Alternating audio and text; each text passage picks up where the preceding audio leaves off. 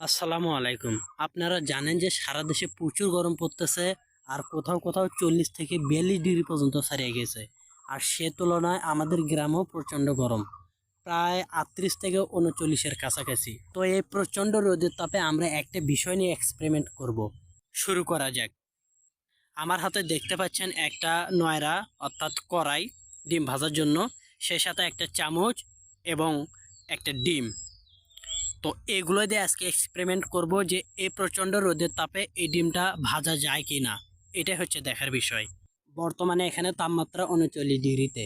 আমরা বালুটাকে সমান করে রাখবো, আর তার উপরে কড়াইটি রাখবো যেন তাড়াতাড়ি গরম হয়।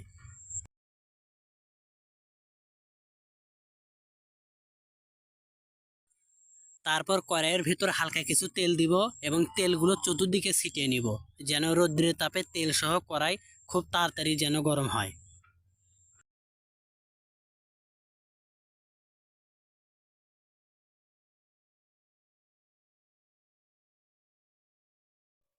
তারপর হালকা কিছু লবণ দিব। তারপর আমরা আধা ঘন্টার জন্য রেখে দিব। যখন মোটামুটি ভালোই গরম হবে, তারপর আমরা ডিম ভাজার চেষ্টা করব। দেখা যাক আধা ঘন্টায় কতটুকু গরম হয়।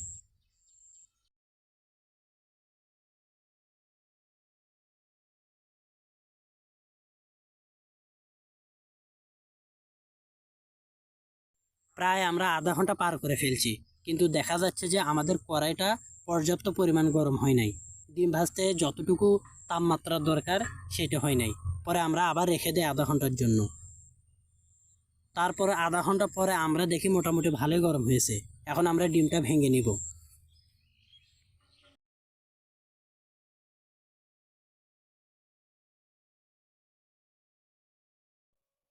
মোটামুটি আমাদের ডিম ভাঙার কাজ শেষ। এই 39 ডিগ্রিতে দেখা যাক কতটুকু ভাজা যাচ্ছে কিনা। আমরা দেখতে পাচ্ছি যে ডিমটা প্রায় অল্প অল্প ভাজা যাচ্ছে, পুরোপুরিভাবে ভাজা যাচ্ছে না। আসলে এই রোদ্রের ভিতর এত কড়াভাবেও ভাজা সম্ভব নয়। যাই হোক, আমাদের প্রসেসটায় আমরা যতটুকু পেরেছি এটা আপনাদের সাথে শেয়ার করতেছি। আপনারা নিজে চোখে দেখতে পারলেন যে আদৌ ভাজা সম্ভব কি সম্ভব না। তো সবাই ভালো থাকবেন, আর এই চ্যানেলটিকে সাবস্ক্রাইব করবেন এবং বেল বাটনে ক্লিক করে অল অপশন করে দিবেন। ধন্যবাদ।